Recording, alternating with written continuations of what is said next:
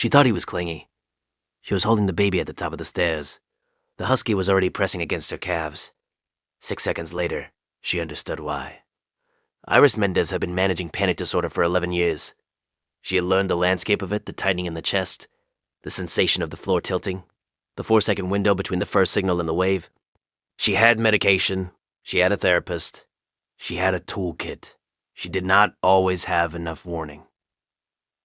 And now she had Felix, 7 months old, who she carried in her arms for most of the day because he was at the stage where being put down for longer than 3 minutes was a philosophical crisis, he expressed loudly.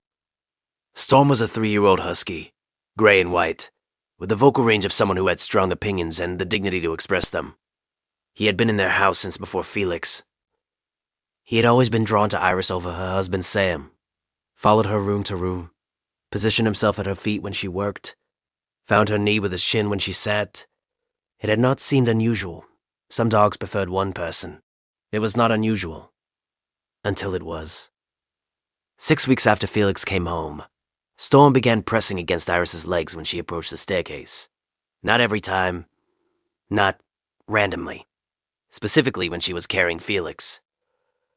He would walk slightly ahead of her, slow slightly at the base of the stairs or the top, and press the side of his body against her calves. Lightly but deliberately, like a physical reminder that she had weight behind her, that the floor was solid, that she had support. Iris told her therapist about it in a Tuesday session, mostly as an amusing anecdote. The therapist asked, "Do you notice anything about when he does it?" She thought about it. "It tends to happen when I'm more tired," she said, "or when I've had a hard morning." Her therapist nodded slowly. Sam thought Storm had developed an overprotective response to Felix, that the dog was trying to herd them, a husky behavioral remnant. He was gentle about it but firm. He thought it was adding to Iris's anxiety rather than helping it, one more thing pressing on her during a fragile period. They agreed to redirect Storm when he started the leg pressing. They worked on it for 2 weeks. If you stay for stories about what animals sense before we do, you're in the right place. Subscribe so you don't miss the next one. On the 14th day of redirection training, Iris was at the top of the stairs with Felix against her shoulder when her chest went tight in a way she recognized. Not the first signal. Past it. She was already inside the wave and her legs were going soft beneath her.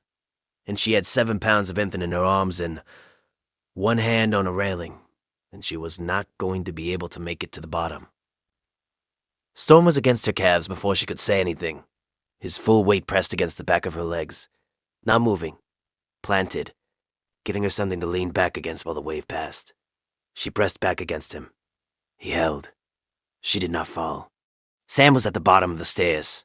He saw her standing with her back pressed against the dog and her hand white-knuckled on the railing, and Felix still on her shoulder, and he said her name, and she said, "I'm okay.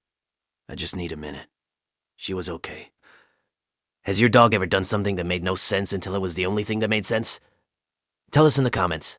These stories deserve to be heard. Dr. Lena Vasquez, anxiety specialist and animal-assisted therapy researcher, reviewed Storm's behavioral log, a timeline Iris had kept, noting each leg-pressing incident relative to her own physical symptoms. Dr. Vasquez identified a pattern. Storm was consistently initiating physical contact on the approach to the staircase in the 12 to 20 minutes before a documented panic symptom. He was not responding to visible distress. He was responding to the chemical preamble of it, the cortisol shift, the adrenaline precursor, the specific compound profile that precedes a panic attack in ways a human cannot yet sense in themselves. He was, Dr. Vasquez said, positioning himself as a physical anchor, because he had learned that the person he was most attuned to sometimes lost her balance. He had not been trained to do this. He had observed the pattern and responded to it. The response was exact. Every guardian deserves to be recognized, even the ones who never ask for anything in return. If stories like this matter to you, subscribe so you never miss the next one. They stopped the redirection training. They told Storm to do what he had been doing. He was never trained as a psychiatric support animal. He had arrived at the same conclusions without instruction. The way some dogs arrive at conclusions humans spend months trying to teach. Iris carries Felix on the stairs with Storm pressed against her calves, every time. Sam no longer calls it clinginess. He calls it what it is. A dog who was paying more attention than anyone in the house had given him credit for. The next story involves a grandmother, a 5-month-old baby, and a dog who spent an entire morning trying to communicate something no one in the house wanted to name.